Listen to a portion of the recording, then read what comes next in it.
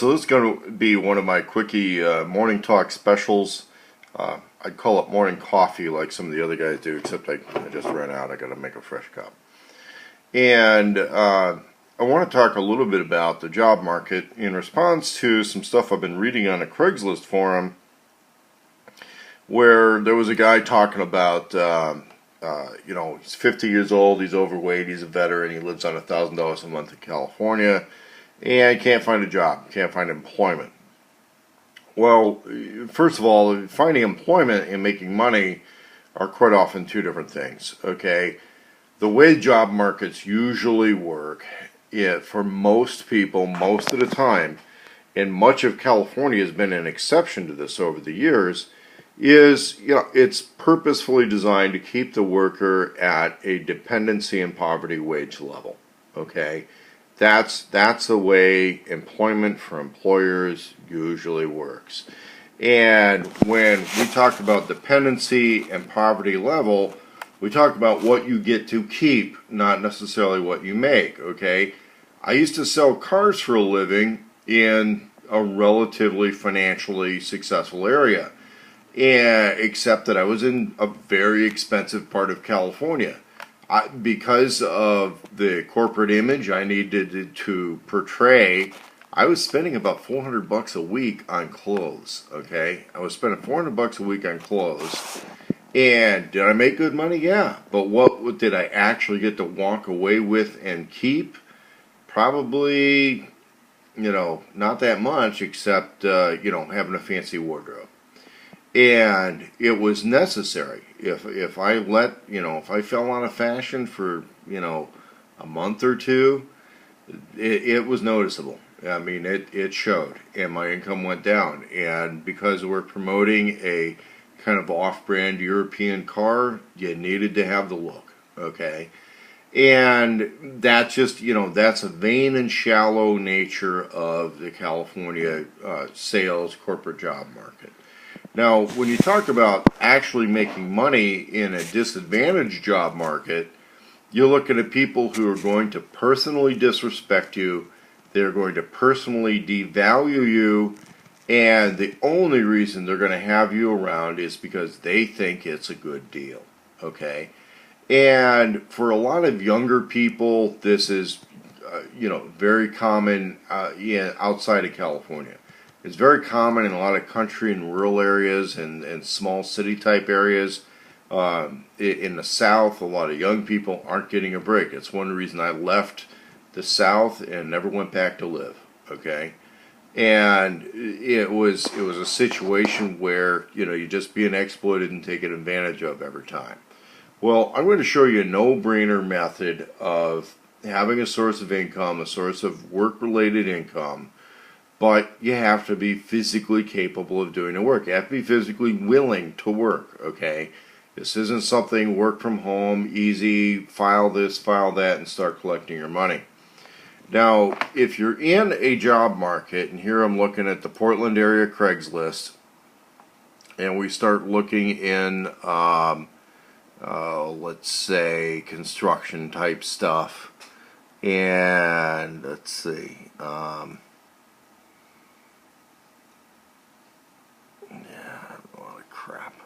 okay. Skilled trade.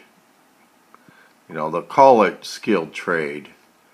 And then, we start looking at what do they have, okay? Framing, siding, wonder what this guy wants to pay. Of course they don't want to talk about that, right? The people who do talk about what they want to pay are usually going to talk about, let's see. What do we got here? They're trying to get $15 an hour on a lot of this stuff, semi-skilled labor. And, here's somebody looking for electricians to pay DOE. They're probably not full of shit. But there's a lot of stuff out there that you just never know where it's at, right? And then when we get into the cash trade stuff, this is gigs. I mean, this is where somebody pretty much has to talk about, what they're going to pay and what they're going to do. So let's say decks and carpentry, relatively straightforward. Here's what he wants. A couple of these guys are talking $15 an hour is about where labor only is on some of that stuff. Now, and that's the irregular work. Now, how do you get above that? Well, here's the thing I'm looking at when I want to give advice to people. And I've mentioned this in videos before. There was a time when I was in college, I worked for a tree service company, okay? And what we did, it was in Marin County, California, and we trimmed trees with, like really expensive houses and cars around. So you couldn't just go out there Oregon logger style and drop a tree, okay? A lot of times these trees had to be very carefully cut apart from the top down and lowered down on ropes, yeah, in order to, it's just this huge liability. You're talking about $50,000, $60,000 cars around, $1 million houses. They'll pay extra, a lot extra, to have a big grand old oak tree very carefully cut apart and hauled away. And that was very specific work that a lot of times required very specific equipment. One guy who was kind of a 10 a.m. to 2 p.m. type worker, okay, the guy would always sleep late, and he was like waiting for happy hour to open at the bars, okay. And what was his claim to fame? And this guy was not a good worker, I'll tell you right now. He owned a chipper. He had rebuilt a big heavy-duty chipper that ran on a Ford 302 V8, and his chipper was so powerful it could eat telephone poles. I mean, it could eat big logs, any of that stuff. And it turned a lot of logs and brush into an asset that the tree service company guys could sell. So this guy owned a chipper, and he worked, 4 to 6 hours a day. And whenever anyone added up how much, he was getting out of this thing, because he was like 30, 40, $50 an hour, I think after a while he was at 50, and it was really simple. He had calculated the rental value of his machine plus the low end of a wage for him to go there, drop it off, and stand there while other people loaded the chipper. He did very little of dragging branches and loading the chipper himself. He mainly was he'd carry it over there, load it, unload it, get it ready, get it started, and that was it. And wasn't that much of a worker, but he owned the machine, and that was the big deal. And the tree service companies would hire him back to back, especially when their own machines went down. And the rental companies were a little bit difficult to deal with. They usually would charge a lot extra to deliver, and this guy would show up with his chipper towed behind his pickup truck, and if you paid him, he was there. And that matters, okay? Now, if you go in here, I'm looking at this rental company right here. It's a tool rental outfit. And the trick on this is to find some kind of equipment which is commonly used but uncommonly owned, okay? And you want to find a piece of equipment where there's a learning curve to using it, okay? So, for example, $50 a day for this concrete machine. But you start getting down to like somebody, let's say, owns their own hydraulic breaker or jackhammer or something like that, okay? You might spend a few $1,000s on owning that jackhammer, and then here we find out that it's worth $50 a day or $200 a week to have a jackhammer on a job site, okay? Now, I knew a guy that when I had a pickup truck and a couple of chainsaws, he was a better worker than me, okay? And they start getting close to the end of the season, the work slows down, and they start cutting people off. And he got cut off before I was cut off, and he was kind of upset. Well, the reason was he had just bought a new sports car instead of a truck and tools because he was such a good worker. But the problem is all he brought to the table was employee-related good habits, good work habits. He was always 15 minutes early to work, worked really hard, kind of shortened breaks and that sort of a thing. But that's all he brought to the table was himself as a worker. Meanwhile, the guy who sleeps late and leaves work early, he owned equipment, and that was and neither one started out with significantly more wealth than the other. Okay, but by the time the guy who invested in equipment owned his chipper, he was better off over time. Okay, he was a homeowner. The other guy was a worker. He was a laborer. He was a renter. He would be mired in poverty until he changed his ways. Even as a relatively good worker, he was still mired in poverty until he changed his ways. So, you look at the cost of a piece of equipment that the hiring people, the financial decision makers know they have to pay for that. They have to rent it, and they probably don't own it. So, and there's a learning curve with using that piece of equipment. So the fact that you own it and you're going to take responsibility for that piece of equipment because it's yours and for being up and running, that is of value to them, even if they have absolutely no personal respect for you or your work habits at all. So what do you have a right to in those circumstances? Well, here's this little thing I've put together here, and hopefully you can see what's going on with the camera. One, like I said, if you're just a worker, you're going to be mired in poverty. Even if your income looks high, there's going to be a lot of things that are happening in that which cost you money. They know it costs you money. And your lifestyle expenses will go up commensurate with your income if you're on that program. But when you go to work to make money, this is how you get work. How this works, okay? It's wages plus profit equals your income from work. Now, on a wage, this is you as a worker, okay? Your skill, your productivity, and your availability. Those are what you get paid for when you go to work. This is what you're bringing to the table: skill, productivity, and availability. Now, do you have a right to a profit when you go to work? Well, here's what the requirement is for that.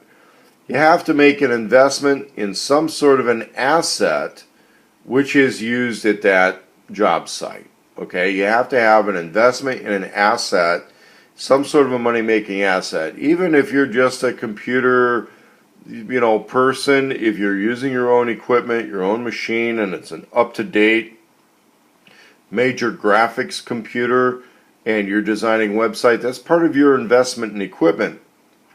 And you'd be surprised how many people want to advertise themselves as a computer professional, and their computer is 4 years old or 5 years old.